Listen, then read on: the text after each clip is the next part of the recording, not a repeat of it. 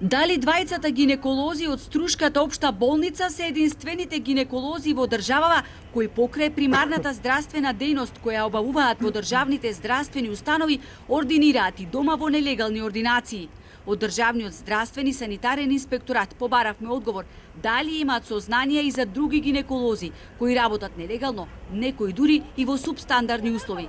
Колку нелегални гинеколошки ординации се затворени досега и колку вонредни инспекцијски надзори се извршени во ординации за кои имало сомнеш или пријава дека работат нелегално.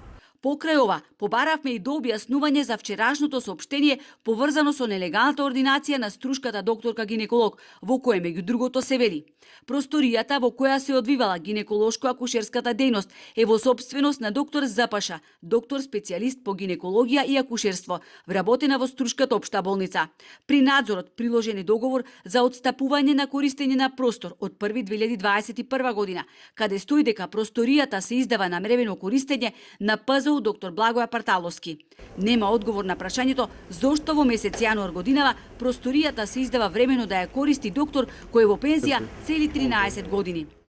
За сите дополнителни информации јавноста ќе биде информирана по целосното завршување на вонредниот инспекцијски надзор. Во однос на второто прашање, во период од август 2017 до денес, Државниот санитарен и здравствен инспекторат нема постапувано по претставки или сознанија за други нелегални гинеколошки ординации. Доколку добиеме сознанија или претставки од пациенти, Државниот санитарен и здравствен инспекторат ќе постапи неселективно.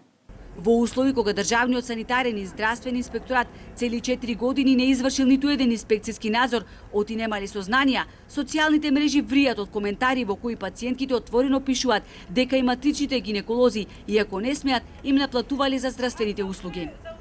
Јас каде што одам 700 денари е преглед, а ПАП тест е 2300 денари. За добар ден и совет 500 денари. Ехо, колпоскопија и бриз фаќа 3000 до 4000 денари. А матичен гинеколог, сите наплаќаат. Ни фискална, ни ништо. Ако одбиеш да платиш, нема веќе да ти бидат матични. Каде се инспекциите? Да беа дуќанџи и досега ќе ги затворија. Да одбиеш да платиш за услуга што не треба ни да ја наплатат.